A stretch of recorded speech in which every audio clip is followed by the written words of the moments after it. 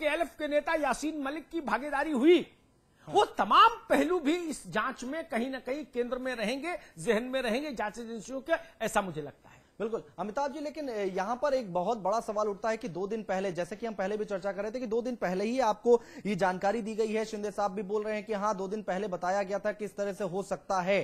Body language की बात आप कर रहे थे, एक बार हमारे दर्शकों को एक बार फिर से आप समझाएं कि यहां पर सरकार ने किस तरह से रवैया अपनाया।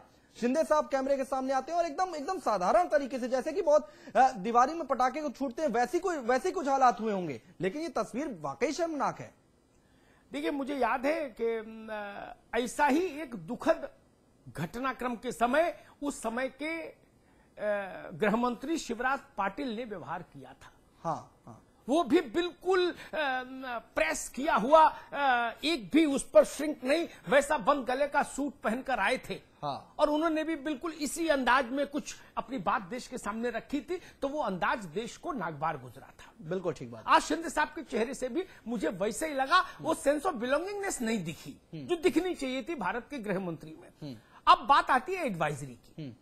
मैंने अपने करियर में देखा कि केंद्र सरकार, गृह मंत्रालय एडवाइजरीज जारी करने को एक रूटीन काम मानकर चलने लगता है। मुश्किल वहां से क्रिएट होती है। हर एडवाइजरी को हाई मोड में नहीं लिया जाता।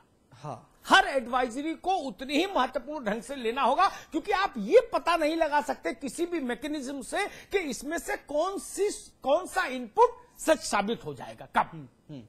जिस ढंग से रस्मी तौर पर केंद्र सरकार एडवाइजरी भेजती है राज्यों को, उसी रस्मी अंदाज में राज्य एडवाइजरी को रिसीव कर लेते हैं। हाँ। वो मानकर चलते हैं कि हर 15 दिन में केंद्र सरकार की ओर से, आईबी की ओर से 1 या 2 एडवाइजरी आती ही आती है। ये भी एक सामान्य एडवाइजरी है। लेकिन जब दुर्घटना घट जाती है तो हमको पता लगता है कि काश हम इस एडवाइजरी पर सतर्क हो जाते, काश हम इस एडवाइजरी को गंभीरता से ले लेते। हाँ। ये एक बड़ा संकट का कारण है। वो हम लोग एडवाइजरीज को लेके राज्य की सरकारें और केंद्र की सरकार इतना हैबिचुअल हो गए, इतना रस्मी तौर पर उनको लेने लगे कि लगता है कि ये तो प्रशासनिक काम है, रोज कुछ ना कुछ आता ही है। वो एक बड़ी समस्या है।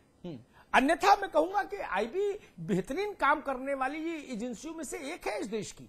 सही बात है। और आईबी के तमाम इनपुट इस देश में तमाम अराजकता की स्थितियों को टालते भी हैं, ये भी मैं मानता हूं। हाँ। लेकिन फिर भी एडवाइजरीज को लेके जितनी सतर्कता बरती जानी चाहिए, शायद उतनी सतर्कता की कमी अभी भारत में है।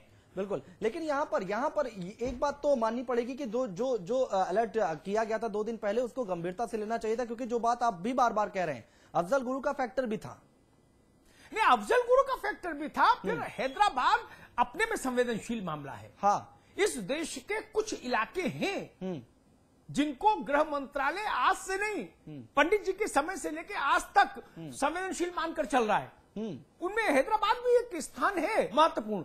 मुंबई के कुछ इलाके हैं, हैदराबाद है, उत्तर प्रदेश के कुछ इलाके हैं, अलीगढ़ है, बरेली है, अयोध्या है, मेरठ है, बहुत सारे ऐसे इलाके में नाम गिना सकता हूं जो हाईली सेंसिटिव जोन में माने जाते हैं सरकार की लिस्ट में। हाँ। तो कम से कम अगर ये ऐसा इनपुट आता है सेंट्रल गवर्नमेंट के पास और थ्रू सेंट्रल गवर्नमेंट वो स्टेट्स तक जाता है, तो उन संवेदनशील इलाकों में तो 100% चौकसी होनी चाहिए। हाँ, सही बात। और हैदराबाद उन संवेदनशील इलाकों में एक है। अभी आपने देखा होगा वहां ओवैसी के बयान को लेकर कैसी अराजकता पैदा हुई थी। बिल्कुल। हैदराबाद में। तो उस नाते भी सरकार को देखना चाहिए था, आंध्र प्रदेश की सरकार को, कि यह एडवाइजरी कम से कम हैदराबाद के लिए तो महत्वपूर्ण है।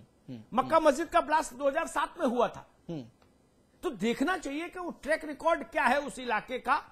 वहां कोई ताजा घटनाक्रम तो नहीं है, देश का माहौल कैसा है, कोई प्रोवोकेशन की स्थिति तो नहीं है। इन सब की फैक्टर्स पर अगर नजर डाली गई होती तो मुझे लगता है कि हैदराबाद उन शहरों में शामिल होना चाहिए था जहां 100% सुरक्षा की बात की जाती, जो नहीं हुई। शायद इसीलिए घटना घटी। आपने देखा होगा अभी एक प्रत्यक्षदर्शी ने हमारे स्क्रीन पर कहा भी कि पुलिस ने चौकसी नहीं बरती। अगर चौकसी बरती होती तो ये स्थिति नहीं होती। बिल्कुल बिल्कुल बिल्कुल। तस्वीरें लगातार हम आपको दिखा रहे हैं। एक बार फिर से हम आपको बता दें, हैदराबाद में दिलसुख नगर में 5 जगह ब्लास्ट हुए। हालांकि पुष्टि जो हुई है वो 2 जगह की हुई है, 2 जगह ब्लास्ट की पुष्टि हो गई है। आतंकी हमला है, गृह मंत्रालय ने भी मान लिया है। एनआईए ने शुरू की है धमाकों की जांच और शाम 7 बजे पहला धमाका हुआ है। जो घायल हुए हैं उनको पास के ही उस्मानिया अस्पताल में भर्ती कराया जा रहा है। 50 से 60 लोगों के घायल होने की खबर है, गंभीर रूप से घायल होने की खबर है। और जैसा कि खबरें और भी आ रही है उसमें 100 लोग घायल हुए हैं, 20 से 22 लोगों की मौत हो गई है। लेकिन अभी पुष्टि जो की गई है वो 10 से 11 लोगों की पुष्टि की गई है कि 10 से 11 लोगों की मौत हुई है। सीरियल बम धमाके हैं जिसमें कई लोगों की जानें चली गई हैं। तस्वीरें आपके सामने हैं, आप पहली तस्वीर देख रहे हैं जहां पर मोटरसाइकिल पर यह बम रखा गया था। एक टिफिन में कहा जा रहा है कि बम रखा गया था, टाइमर लगा हुआ था। बीच की तस्वीर आप देख रहे हैं बम धमाके के तुरंत बाद की ये तस्वीरें हैं और आखिर की तस्वीर आप देख रहे हैं। एक बार फिर से आतंकी हमला हुआ है। इससे पहले हम आपको बता दें कि हैदराबाद में 2007 में भी धमाके हुए थे, 40 लोग मारे गए थे। 2003 में, उससे थोड़ा पीछे जाए तो 2003 में भी एक स्कूटर में बम धमाका किया गया था जिनमें 3 लोग मारे गए थे। और आज यानी कि 2013 में एक बार फिर से दहल गया है हैदराबाद। दिलसुख नगर की तस्वीरें हम आपको लगातार दिखा रहे हैं। सिनेमा हॉल के बाहर धमाका हुआ है, साथ ही साथ बस स्टैंड पर धमाका हुआ है। मेन मार्केट है, यहां पर अमूमन शाम के वक्त भीड़ देखी जाती है। जो लोग आते हैं वो यहां पर बस पकड़ने के लिए आते हैं। भीड़ भाड़ वाला इलाका है। एक कहा जा सकता है कि टारगेट किया गया यहां पर भीड़ भाड़ वाले इलाके को ब्लास्ट करने के लिए। 5 बम धमाके हुए हैं, 5 सीरियल ब्लास्ट हुए हैं, एक के बाद एक धमाका हुआ है कुछ मिनटों पर। लेकिन जो पुष्टि की जा रही है वो 2 बम धमाकों की जा रही है कि एक के बाद एक 2 धमाके हुए हैं। धमाका इतना भयानक था कि आसपास की जो दुकानें थी उनके शीशे तक टूट गए और कई लोग घायल हुए। 50 से 60 लोग घायल होने की खबर आ रही है। जो गंभीर रूप से घायल है उनको पास के ही उस्मानिया अस्पताल में एडमिट कराया जा रहा है।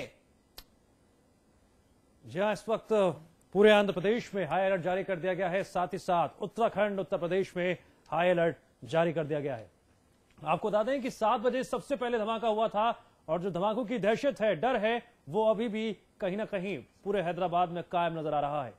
जांच एजेंसियां लगातार जांच कर रही हैं और साथ ही साथ आपको यह भी बता दें कि पीएम आवास पर भी कैबिनेट की बैठक बुलाई गई है जिस पर यहां पर हैदराबाद ब्लास्ट को लेकर चर्चा हो रही है। लेकिन सबसे बड़ा सवाल जस का तस बरकरार है कि 2 दिन पहले ही अलर्ट जारी किया गया था, उसके बाद भी क्या चूक हो गई कि इस तरह का बड़ा धमाके को अंजाम देने में संगठन कामयाब रहा। कौन है इसके पीछे, अब तक पुख्ता रूप से जानकारी नहीं मिल पाई है। लेकिन अब तक जो शुरुआती जानकारी मिल पाई है उसके मुताबिक इंडियन मुजाहिदीन का नाम सामने आ रहा है। हमारे साथ लगातार अमिताभ जी बने हुए हैं। अमिताभ जी, इस पूरे मामले को लेकर अब तक आपने जो प्रतिक्रियाएं देखी, जो बयान सामने आए, उसके बाद आपकी क्या निचोड़ निकलकर सामने आता है? देखिए, मैं कहूंगा कि भारत सरकार को थोड़ा चीजों को समझने में समय ज्यादा लगता है। हाँ। जी, हम लोगों ने, अगर मैं सही याद कर पा रहा हूं तो 7:20 के आसपास इस बात को कहा था कि ये टेररिस्ट अटैक है, ये आतंकी हमला है।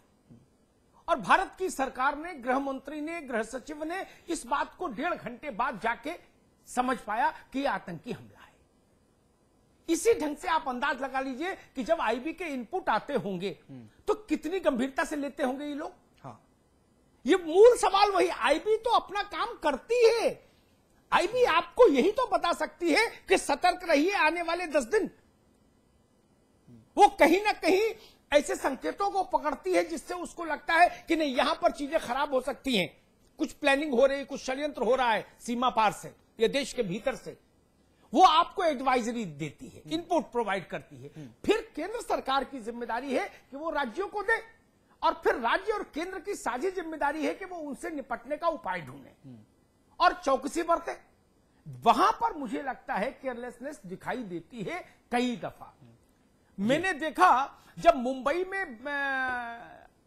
अजमल कसाब वाला दृश्य आया, उस दिन रात में 3:30 बजे मैं अपने दफ्तर से, नोएडा से अपने घर के लिए गया गाजियाबाद के। जी। पूरे देश में हाई अलर्ट था, दिव्यांश, अनुज जी। और मैंने देखा, मुझे उस 7-8 किलोमीटर के रन में एक भी पुलिस वाला नहीं मिला जिसने मेरी गाड़ी रोकी हो कि 3:45 बजे आप कहां जा रहे हैं, बताइए। एक भी आदमी नहीं मिला।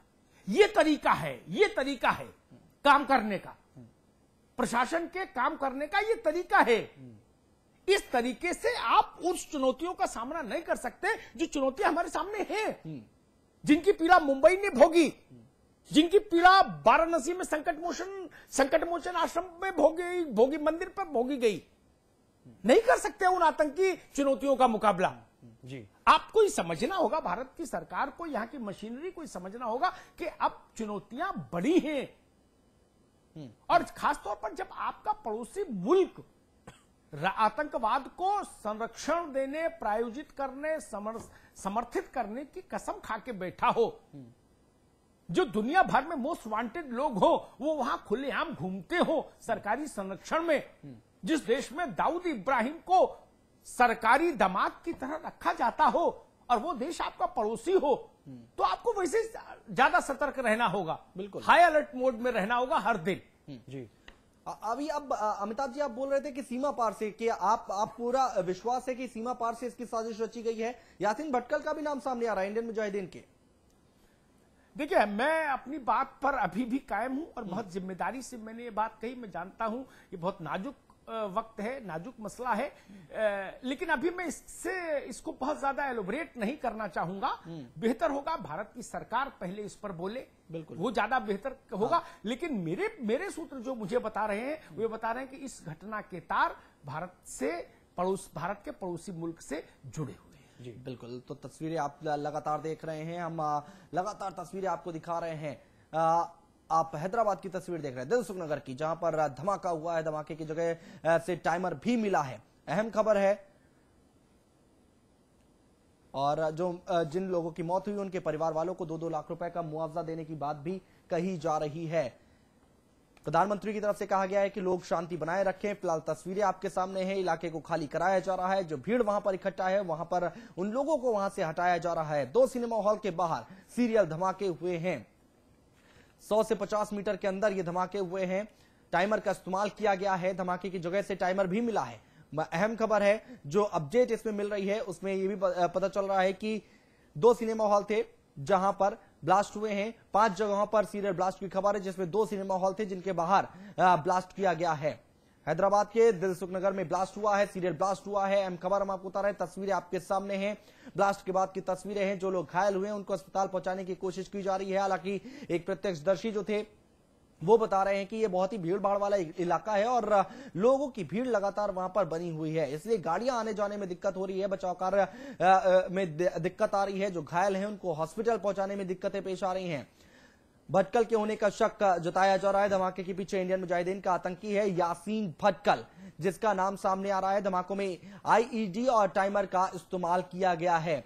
धमाकों में 11 लोगों की मौत हुई है, गृह मंत्री की तरफ से ये पुष्टि की गई है। साथ ही साथ धमाके में 75 लोग गंभीर रूप से घायल हुए।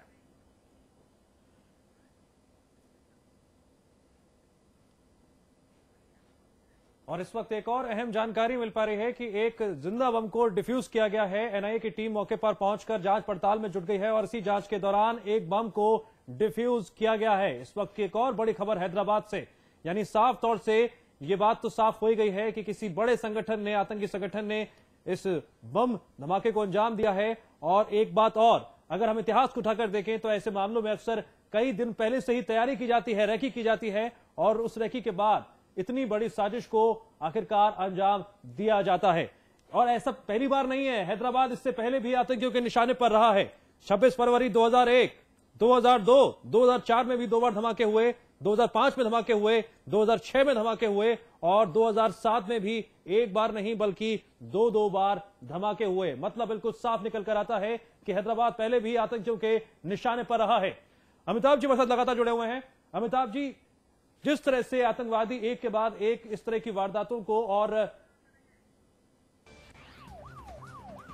बिल्कुल, तो अमिताभ जी के पास चलेंगे, लेकिन उससे पहले हम आपको बता दें, अहम खबर है, बम निरोधक दस्ते ने बम को निष्क्रिय किया है। एक और बम बरामद हुआ है। अहम खबर हम आपको बता रहे हैं, एक और बम मिला है, जिंदा बम था जिसको निष्क्रिय किया गया है। बम निरोधक दस्ते ने बम को निष्क्रिय किया। इस वक्त की बड़ी खबर हम आपको बता रहे हैं। अहम खबर है, दिलसुख नगर में एक और जिंदा बम बरामद हुआ है।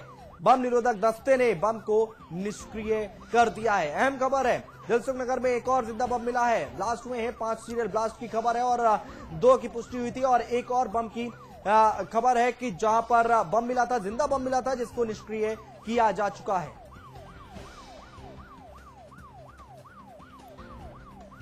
जी हाँ, वहीं एक और बड़ी और अहम खबर आ रही है। यूपी पुलिस के दावों की निकली हवा। एडीजी लॉ एंड ऑर्डर ने हाई अलर्ट का किया था दावा। फन मॉल पहुंचकर समाचार प्लस ने हालातों का जायजा लिया कि क्या वाकई में सुरक्षा कड़ी कर दी गई है, लेकिन मौके पर कोई भी पुलिसकर्मी नहीं है मौजूद। आपको बता दें, अब से कुछ ही देर पहले समाचार प्लस पर एक्सक्लूसिव बातचीत में ADG law and order Arun Kumar ji ने यह दावा